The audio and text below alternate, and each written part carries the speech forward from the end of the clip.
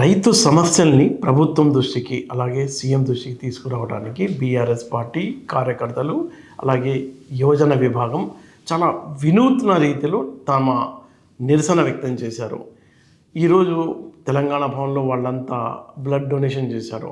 అంటే ఈ blood donation camp అనేది పర్టికులర్గా నిరసన తెలపడానికి వాళ్ళు చెప్పేది ఏంటంటే రైతుల సమస్యల్ని ప్రభుత్వం దృష్టికి తీసుకురావడానికే తాము ఈ క్యాంప్ నిర్వహించాం, రక్తదానం చేస్తున్నాం.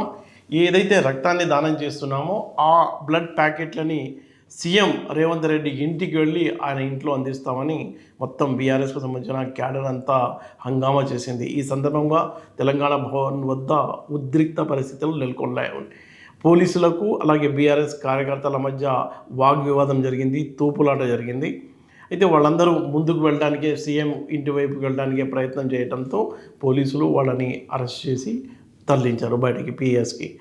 అయితే విషయం ఏంటంటే బీఆర్ఎస్కు సంబంధించిన నేతలు పదే పదే చెప్తున్నారు కాళేశ్వరంకు సంబంధించి నీళ్లు విడుదల చేయమని. ప్రతిరోజు 10 టీఎంసీల నీరు వృధాగా సముద్రంలో కలిసిపోతుంది. కన్నెపల్లి వద్ద బటన్ నొక్కితే ఆ రిస్క్ అంతా మేము భరిస్తాం, రైతులకు నీళ్లు వస్తాయని.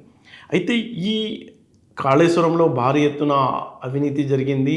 ఆ ప్రాజెక్టులు కూలిపోతాయి, పెద్ద ఎత్తున డ్యామేజ్ అవుతుంది. కేంద్ర ప్రభుత్వానికి సంబంధించిన నిపుణులు ఇచ్చిన సూచనల మేరకే మేము ఆ పని చేయడానికి ముందుకు రావడం లేదు అంటూ గతంలో సీఎం పలుసార్లు చెప్పారు. అంతేకాదు రైతుల పంటలు పండాలంటే బీఆర్ఎస్కు సంబంధించిన నేతలు కేసీఆర్, కేటీఆర్, హరీష్ రావుల రక్తాన్ని పంటల్లో చెల్లాలంటూ ఆయన వాడిన భాషను నిరసిస్తూ ఇలాంటి కార్యక్రమాన్ని బీఆర్ఎస్ చేపట్టింది. వాళ్ళు అంటే సీఎం దారుణంగా మాట్లాడుతున్నారు అంటూ మాజీ మంత్రి Vemula Prashanth Reddy Kaleshwaram reverse pumping station వద్ద తన అనుచరులతో కలిసి అక్కడ బ్లడ్ డొనేట్ చేశారు. అప్పుడు ఆయన కూడా అక్కడ కూడా డిమాండ్ చేస్తారు, నీళ్లు వృధాగా వెళ్తున్నాయి, ఎట్టి పరిస్థితుల్లో కూడా కన్నెపల్లి పంప్ స్టేషన్ దగ్గర బటన్ నొక్కండి, రైతులకు నీళ్లు ఇవ్వండి. ఒక పక్క కరువు ఉంది, వర్షాలు లేవు, దారుణమైన పరిస్థితి ఉంది. రైతులు ఆందోళన వ్యక్తం చేస్తున్న నేపథ్యంలో ఈ వేరే మార్గం లేదు, కేవలం రాజకీయాల కోసం బీఆర్ఎస్ పార్టీని బదనాం చేయడం కోసమే రేవంత్ సర్కార్ ఇలాంటి నిర్ణయం తీసుకుంది అనేది వాళ్ళ ఆరోపణ. సీఎం ఆ మాట అన్నందుకు ఎవరైతే బీఆర్ఎస్కు సంబంధించిన నేతల రక్తాన్ని రైతుల పంటల్లో చల్లితేనే పంటలు పండుతాయి అన్న మాటకు వాళ్ళు సమాధానం ఇస్తూ తమ నిరసనని ఈ రూపంలో బ్లడ్ డొనేట్ చేసి ఆ రక్తాన్ని సీఎం ఇంటికి వెళ్ళి చేరుస్తామంటూ వాళ్ళు వినూత్న రీతిలో చేసిన నిరసనను పోలీసులు అడ్డుకున్నారు. ఎక్కడికక్కడ అంటే తెలంగాణ వ్యాప్తంగా బీఆర్ఎస్కు సంబంధించిన నేతలు ఆ క్యాడర్ అంతా ఈ నిరసన కార్యక్రమంలో ఈరోజు పాల్గొంది. అయితే వాళ్ళను ఎక్కడికక్కడ అరెస్టులు చేసి వీళ్ళు చేస్తున్న ఉద్యమాన్ని అయితే పోలీసులు అణచివేశారని చెప్పుకోవచ్చు. అయితే ఈ రైతుల సమస్య చుట్టూనే ఈ వివాదం అంతా నడుస్తుంది.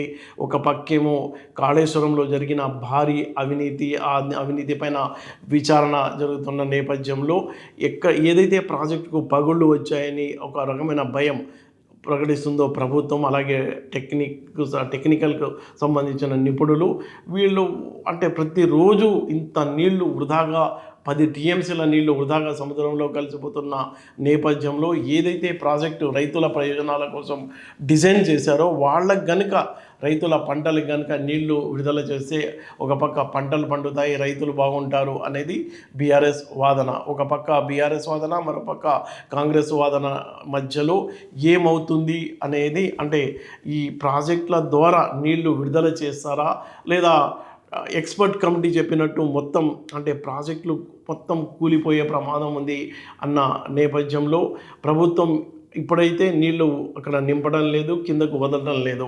అయితే ఇది రాజకీయంగా ఎవరికి వారు తమ ప్రయోజనాలు కాపాడుకోవడానికి చేస్తున్న నినాదంగా చూడాలా, లేకపోతే ఇందులో రైతుల ప్రయోజనాల దృష్ట్యా ఎలాంటి డెసిషన్ తీసుకుంటుంది అంటే ఈ సమస్యను తొందరలో తేల్చాలి. అటు కేంద్రానికి సంబంధించిన ఎక్స్పర్ట్స్ అలాగే రాష్ట్రానికి సంబంధించిన ఎక్స్పర్ట్స్ అందరూ కలిసి ఒక నిర్ణయం తీసుకుంటే రైతులకు కూడా ఉపయోగపడుతుందని రైతులు చాలా ఆశగా, ఎందుకంటే వర్షాలు లేవు కాబట్టి ఇంకా ఈ ప్రాజెక్టులపైనే ఆధారపడాలి కాబట్టి నీళ్లు వస్తేనే పంట పండుతుంది కాబట్టి రైతులందరూ ఆశగా ఎదురు చూస్తున్నారు. అయితే ఏమవుతుంది అనేది ఒక తెలంగాణలో చాలా కీలకమైన అంశంగా మారి మొత్తం వివాదం మొత్తం ఈ కాళేశ్వరం చుట్టే తిరుగుతుంది.